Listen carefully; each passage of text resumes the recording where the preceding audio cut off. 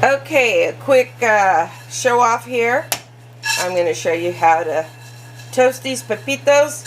These are going to go into my pumpkin apple cake, or you could put them in tamales. They're delicious, nice and toasty. It's going to give that added flavor. Yep, sorry I spilled some, but oh well, it's okay.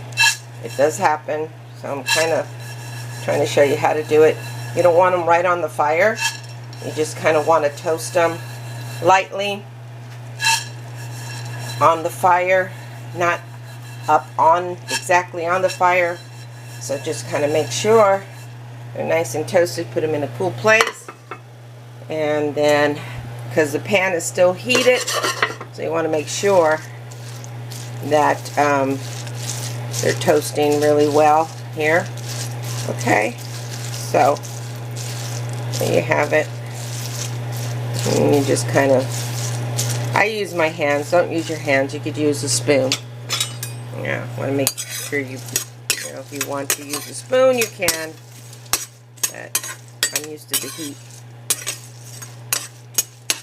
And don't show off using your hands, because you can, you know, sustain some burns there. You don't want that to happen. Okay, there you go.